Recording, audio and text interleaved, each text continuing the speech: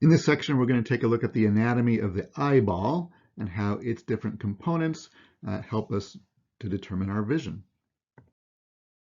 So let's start by looking at some of the accessory structures of the eye. These are going to be all the structures that are external to the eye, and are going to be helping it either to move or providing fluid to keep it lubricated. So we'll start with the palpebrae, the eyelids. They're going to be the covering over the eye, which obviously will protect it. And then we've got these tarsal glands or plates. And these tarsal glands or plates are going to be putting out this oily fluid. They're modified sebaceous glands, and that's going to help protect our eye, as is the conjunctiva. And the conjunctiva is just deep to that. It's putting out NKSSE, which you might remember is non-keratinized, and this is the stratified squamous epithelium. And this is going to put out a thick protective mucus membrane surrounding the eye. This is what can sometimes get infected with either a bacterial conjunctivitis or viral conjunctivitis. They can be very contagious and disrupting and troublesome. So if you know somebody with conjunctivitis, make sure that they often need to get isolated so it doesn't spread, because it can spread so easily, especially when you rub your eye and then touch something else. We've got the eyelashes and the eyebrows, which are going to be providing protection, keeping dust particles and those types of things out of there. And then we're going to move on to the 6 extrinsic eye muscles.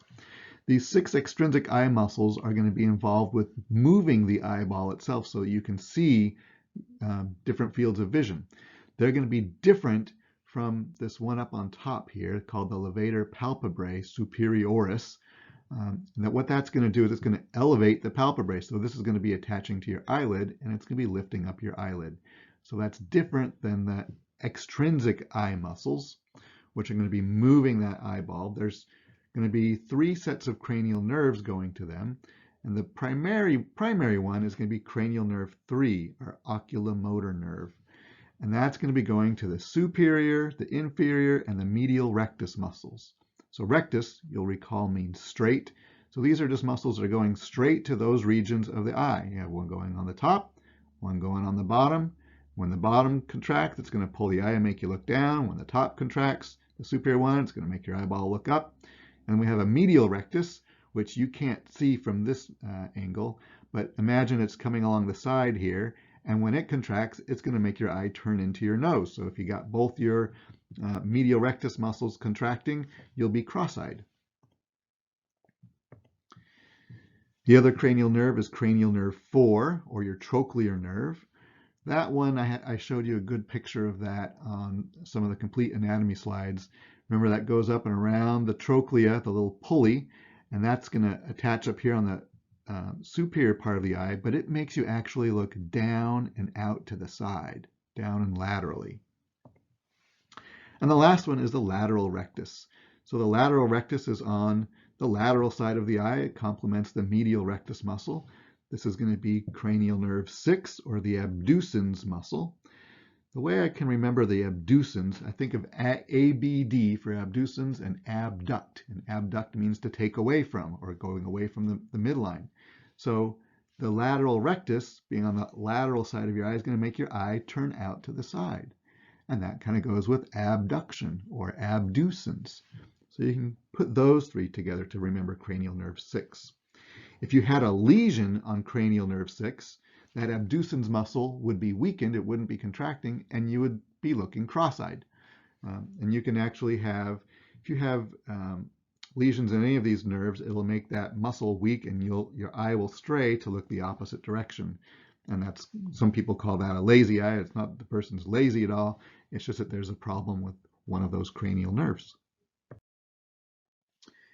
And the last accessory structure is going to be our lacrimal apparatus. And the lacrimal glands, which are going to produce your tears, are actually located way up here on the superior lateral aspect of the eye. They're going to be innervated by our facial nerve, cranial nerve 7, which again is going to be parasympathetic. And it's going to produce this watery fluid, which is going to be made up of different salts and mucus and lysozyme. And lysozyme is a bactericidal enzyme, so it's going to destroy bacteria to help keep your eye clean. It's going to have different types of oily fluids mixed in there from the tarsal glands, which are sitting behind those the palpebrae. And each of these little glands here is going to produce about a milliliter of fluid per day.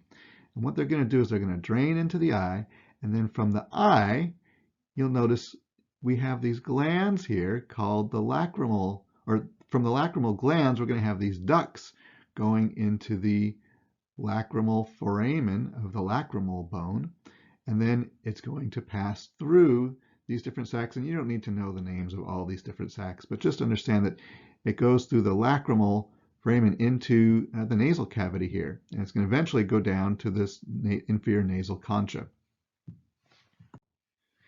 And what's really interesting is when you close your eyes actually close from lateral to medial whenever you blink. And that's so that it takes this fluid and it's actually pushing it, and it'll either go through these lacrimal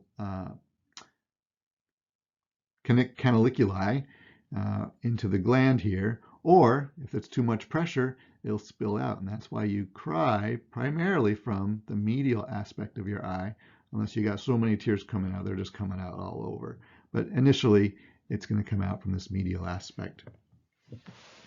So this just kind of shows you the flow of those tears going from the lacrimal gland to the excretory lacrimal ducts up here. There's a couple of them. It's going to end up in this lacrimal sac and end up in this nasal cavity. Again, you don't need to know the names of all of these different ducts, but just to understand it's going from lateral superior where it's being made here, and it ends up coming medially and drains into your nasal cavity through those inferior nasal concha. Now we can look at the anatomy of the eyeball itself. And we say that there are basically three tunics or coats or coverings that make up the eyeball. We're going to have this fibrous tunic, which is the outermost covering. We're going to have a vascular tunic, which is going to be made up of basically a bunch of blood vessels and a little bit of a muscle out in front. And then the retina, which is going to be what's receiving all the light and giving us our vision. So let's look at each of these three. The first part in the fibrous tunic is the sclera. This is the whites of the eyes. This is a really tough covering or coating. You can see it out here, the most superficial part of it. It's made mostly up of collagen, and it's going to be pretty well vascularized. And this is where all those extraocular muscles are attaching. We're going to see that really well on the cow eye when we dissect it. You're going to see those muscles. Well, you'll see just the little tendons attached to them left over. Attaching to that sclera. So this is what's really going to allow the eye to have some shape and protect it. Anteriorly, so you're going to have the cornea. That's this area right here. So it's kind of a continuation of that sclera, but the cornea is going to be transparent. So it's going to be see-through, and it's going to be the primary refractor of light. And what I mean by that is light's going to be coming in here from all directions, and by refraction, we're bending that light. So because this is a dome shaped here, and it should be a smoothly shaped dome, it's going to cause that light to bend so it can come in through the pupil here. This cornea is made up of non-keratinized, stratified squamous epithelium. So again, it's not going to be hard, it's going to be soft and allow light and water to be absorbed and come through here a little bit. Then we can move on to the vascular tunic. The vascular tunic is going to be made up of choroid, which is this posterior part of the eyeball. Lots of blood vessels in here because we're going to need to be supplying all those rods and cones of the retina. It's also going to produce melanin, which is going to be a dark pigment, which will help absorb some of the light in here and keep it dark. And then anterior, the anterior-most part of this is going to be our ciliary body. And our ciliary body has two main functions. One, it's going to produce what we call aqueous humor.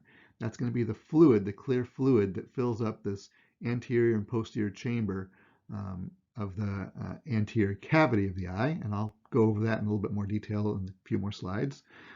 It's also going to have these little muscular components which are going to adjust the lens shape. And it does that because these ciliary bodies have these little processes on them that are attached to the lens by zonular fibers. So when these ciliary bodies contract, it's going to pull on those zonular fibers and stretch out the lens. So ciliary bodies and choroid make up our vascular tunic. And then the deepest one is going to be the retina. The retina is here in yellow, and it's going to cover the posterior 3/4 of the eyeball. And that's going to be where our rods and cones are going to be. Oh, I forgot. The iris and the pupil, part of that vascular tunic, way up here up on top, we're going to have our iris. It's going to have a lot of melanocytes in there, which are going to give it color. And the iris is kind of circling around this lens. And the opening between the middle of the iris is going to be our pupil. And that's where all the light is actually coming into. Now we've got our retina, which is going to be our rods and cones, which are going to absorb our light. So it's going to be taking that light that's coming down here, and it's transducing, which means it's changing the action of those photons. So photons are the energy particles of light that are coming through here, changing that energy from the photons into action potentials for nerves. And then that nerve is going to signal our brain that, hey, it's been stimulated and it's recognizing this color of light in this specific area. So we're going to see how that works in just a minute. First, let's look at that iris and the pupil a little bit more closely. The pupil is the opening, so that's the dark stuff here in the middle. The dark stuff is really just a lack of anything there. So it's kind of like a big donut that you're looking at here. This iris is between the cornea and the lens, so the lens sits deep to the iris. And again, I said it's made of melanocytes. They're going to be giving it color, so that's these melanocytes in here give it either the blue or the brown or the green or the hazel. And it's going to be composed of both circular and radial muscles. So the circular muscles are going to be wrapping around this way, and when they constrict, they're going to be like a sphincter that causes it to shut. And the radial muscles, think of like a radius going out, they're going to cause, when they constrict, they're going to cause that eye, the pupil, to open up. We're going to see that on the next slide. So here we can see we've got these radial muscles on the outside and these circular muscles on the inside. And if this is a normal eye, you can see the regular pupil. When these circular muscles constrict, they're going to constrict down and make your pupil smaller. And when the radial muscles constrict, they're going to pull that iris out and make the eye dilate. And two different systems are going to do this. The sympathetic system is going to make your eye dilate. And think about it, when you're running away from that scary lion, tiger, or bear, you need to see more light. So we said that the sympathetic system is going to dilate the pupils because of these radial muscle fibers. Now you can see how that works. And on just the opposite end, the parasympathetic system with rest and digest is going to constrict the eye, letting less light in because you don't need it. You're just chilling, hanging out there. So that's going to be done by your oculomotor nerve, which is a parasympathetic nerve. You may see some literature saying that the sympathetic nerves are part of or run with the oculomotor nerve. I just wanted to clarify that they come from a different area and they may run next to the oculomotor nerve, but they are separate fibers from the oculomotor nerve. So kind of just to see how this works and how this changes, how you can look at something far away and then up something close, and you're changing basically the thickness of your lens when you do that. We call this accommodation. So what happens is, as these ciliary muscles constrict, as the ciliary muscles go from here and they tighten down, you can see that they're going to, that tightening of these muscles is actually going to put those zonular fibers on slack. So those zonular fibers aren't going to be pulling on this lens as much. And as a result, the lens is kind of like, think of it like a water balloon. And if the water balloon is nice and full and relaxed, it's going to be just like a big ball. But then when you go to stretch it out and you pull on that water balloon, you're going to thin it out. And that's what happens when the ciliary muscles relax. When they relax, like they are here, then it's going to pull on those zonular fibers. It's going to make them taut, and that's going to pull on the lens, and that's going to flatten the lens out. So when the lens is flat, that's going to be really good for distant vision because you don't have to bend the light as much. But when the lens is in more of a ball, or what we say convex or spherical configuration, that's going to be good for near vision, because with near vision, you're going to need to be taking light from the sides and bending it a lot more to make it hit your retina in the right spot so you can see better. So those are the two ways that the ciliary bodies work to adjust your lens. Okay, now we can look at the retina itself, and this is the fun part.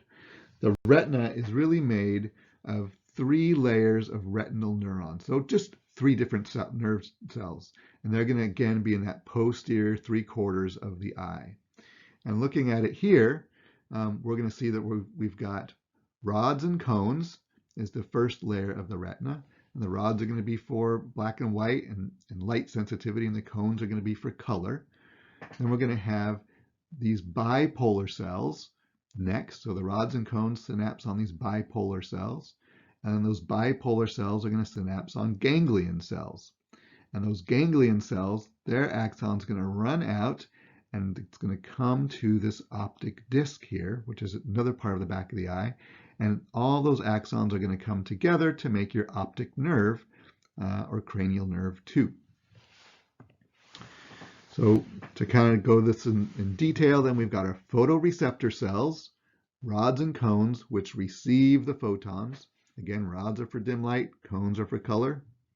And the cones are going to be located mostly in what we call this fovea centralis, which is where the light is primarily going to be focused on the back of your eye. And you'll see that in a minute.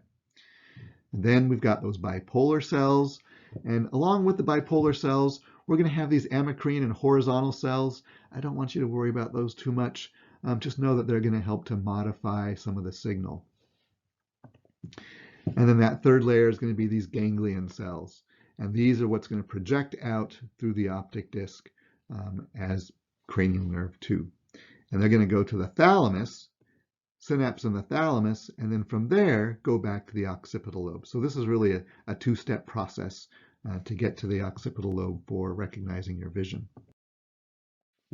So you may have gone to the doctor's office or seen a doctor shine a light in your eye, and what they're looking at is they're looking at the retina. And there's 2 main things, well, 3 big things that they're going to see here. One is they're going to see the optic disc. And the optic disc is where all these blood vessels and all the axons from the ganglion nerves are going to exit the eyeball. So this is a very important place. It's also the only place that you can look in the body from the external and directly see blood vessels, because you're just looking straight through that pupil, and we're going to see blood vessels all along the choroid of the that middle tunic there. And then over here to the right, you'll see we've got what's called the macula lutea. And the macula lutea is where the exact center of the posterior eye is, and then centered in the middle of that macula lutea is the fovea centralis. That fovea centralis is going to be only where cones are. I mean, cones are spread out throughout this macula lutea, but only cones are in the fovea centralis. So this is going to be where your most discriminative or highest visual acuity is going to be, because these cones have a 1-to-1 relationship with ganglion cells. And you'll learn later in physiology how this all kind of works, but the rods actually, you can have many, many rods synapsing onto one ganglion cell. That's what makes a ganglion cell more sensitive to light, but you're not as discriminative as you are with the cones, which are 1-to-1 relationship. Here's a nice little microscopic picture of rods and cones. You can barely see that the cone here in green is a little bit more triangular shaped here at the base than the rod, which is straight. And we can also see the 3 different layers of the retina, where we've got this rods and cones here, which are the furthest away from where light is coming in. Remember, light's going to be coming in from way out here through the ganglion cells. It's had to go through the ganglion cells and bipolar cells before it gets received on the photoreceptor cell, and then the signals are going to come back this way until it gets to the ganglion layer and starts to go out the axons through that optic nerve here. All right, so let's take a look at some of the structures of the eyeball itself. Again, we had the cornea way out here, and this is, I don't like the way your book does this. It has the eyeball looking straight up. Or if you took maybe a horizontal cross section of it, you're looking down on the eye. So the light would be coming in this way. So if this is the anterior cavity up here, the eye is divided up into two cavities. We're going to have an anterior cavity and we're going to have a posterior cavity. And the posterior cavity is all behind the lens, and the anterior cavity is going to be in front of the lens. This anterior cavity is made up of two chambers. This is where it gets a little confusing. You've got an anterior chamber and a posterior chamber. These guys are divided up by the iris. So everything in front of the anterior chamber is going to, or everything in front of the iris is the anterior chamber. Everything behind the iris and in front of this posterior cavity is going to be the posterior chamber. They're going to have what's called aqueous humor in here. This is a really clear, thin type of liquid. Humor just means liquid. It's being produced by the ciliary bodies in here, and it's going to flow out from this area, this posterior chamber. It's going to come out around the iris and then go into the anterior chamber, and it's going to get reabsorbed through these little scleral venous sinuses and get brought back into your blood system. So your body's constantly producing this, kind of like CSF is constantly being produced and then getting reabsorbed into the system. Then we've got this posterior cavity back here. It's also called the vitreous chamber. And the fluid in here is going to be a lot more jelly-like, or what they call vitreous. It's still mostly water, but it's got some collagen and hyaluronic acid in there. And this is what's going to really maintain the shape of the eyeball. So this is going to be pushing out against the tunics, and it's going to hold that retina up in place against the choroid. And we're going to have a lot of different phagocytes in here because we got to make sure that we don't allow infections into this area. So it's going to keep this clean, keep any dying cells from breaking down and cluttering up the area, because we've still got to have light. It's coming through this lens here to be clearly focused on the retina. I'm going to take a moment to look at a couple different conditions that can cause blindness. The first one's going to be cataracts. And here you can see this gentleman has cataract in his right eye. Cataracts are basically just a buildup of proteins on the lens itself. And you can get these, this happens normally with age. If you injure your lens, it can build up as proteins as well. Excess ultraviolet light or smoking can cause a buildup of these proteins. Same with diabetes and certain medications. Fortunately now, cataracts are easily fixed and removed, and they actually often replace the whole lens when they take out a cataract. You can also have glaucoma, and glaucoma is a condition where you have a buildup of pressure in that anterior chamber of the eye. And again, if you recall, those ciliary bodies are putting out the aqueous humor that's going to come out between the lens and the iris. And that humor is going to make its way to the anterior chamber of your eye. But it's also where it needs to get reabsorbed back into the venous system. And if those drains get clogged, you're going to get a buildup of pressure here in the anterior part of the eye. And that anterior pressure is going to push back on the posterior cavity, which is going to cause pressure going back to all those small little arteries and arterioles that make up the choroid of the eyeball. And if you damage those blood vessels because of this increased pressure here, then that could damage the rods and cones if they're not getting their nutrients and getting things washed away. So intraocular eye pressure is what's measured when the doctor puts that little gun up to your eye and does a little blow test on there. They're actually measuring how much pressure is in this chamber, and they need to get that pressure down. And they can do that with medications, or like I mentioned with my mom, she got what's called an iridotomy, and that occurs when they actually do a little puncture in the iris and create a hole for that fluid to drain through much more easily. Next condition is age-related macular disease or degeneration, and that's the degeneration of the macula lutea. And the macula lutea is pretty much like the center area right behind where the light is coming straight into the eye. So that's where most of the vision is being focused. And in the middle of that was the fovea centralis. Again, if this area gets damaged, you can still have peripheral image because you got your rods and cones sitting outside of that, but it's not going to be nearly as good. The central vision is what's getting damaged here. It's the leading cause of blindness in people who are 65 years or older. If you smoke a pack a day or more, you're 2.5 times more likely to get this. And there's two different types. There's dry and there's wet. In the dry, we're affecting the pigmented epithelial cells. So those are the cells that the rods and cones attach to. And the wet is a type when you have a lot of blood vessels in the eye and it just starts putting out too much fluid, and that will cause the eye to damage. Last condition is presbyopia, and presby refers to old, and it's basically saying that the lens in the eye is becoming old, and as old people, as we get older, we become less flexible. Well, same with your lens. So the lens can't retain its shape, its spherical shape as well, and it tends to stay more flat. So older people tend to have okay far away vision, but their ability to focus on things up close where we need that lens really getting into its convex spherical shape to really bend that light, it has a much harder time doing that. So that's presbyopia.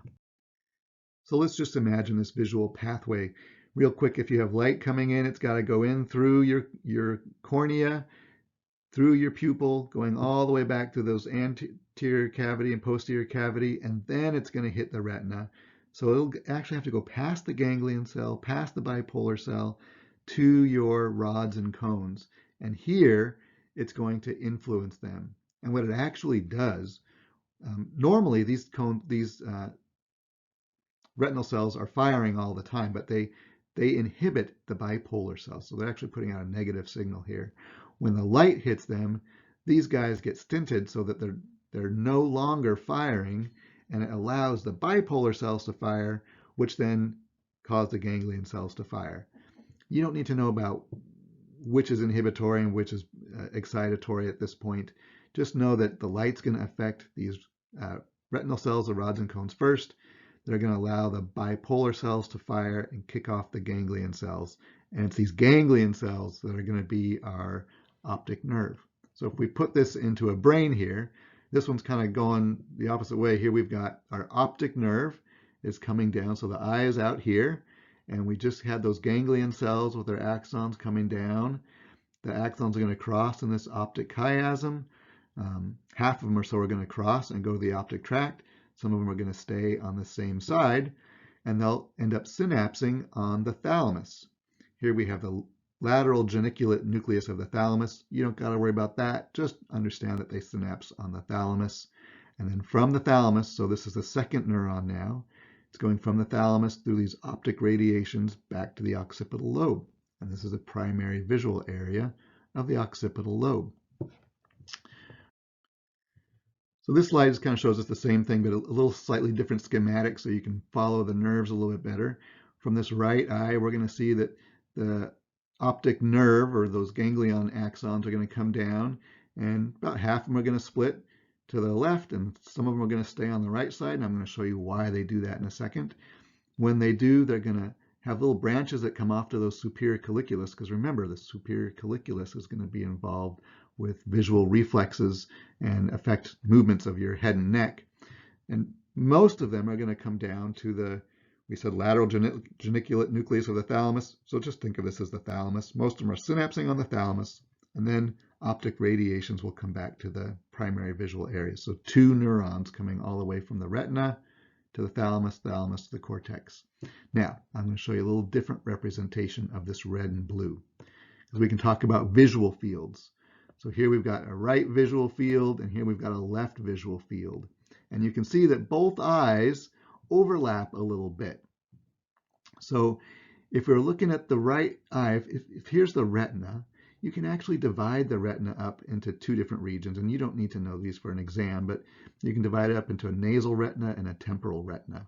And I'll just keep those words for my discussion here. But if I look at the left visual field, you'll see that it's shared a little bit by both eyes. So the right eye is going to get a little bit of this left visual field, and it's going to come over and it's going to basically go to this temporal retina, this outside part of the eye here. And those ganglion cells are going to come back, and those are going to be the ones that don't cross the optic chiasm because they're getting information from this left visual field. So they're going to stay on the same side. But on the left eye, the stuff that's kind of close but in that left visual field is going to synapse down here on the nasal retina, and those are going to be the ones that cross over here. So the left visual field is going to cross over so that all of the left visual field basically is staying on this right side. So the right hemisphere is interpreting what we're seeing from the left visual field. And the same thing goes with the right visual field. All of its information is going to be going to the left hemisphere. So it just depends on what part of the retina that's hitting.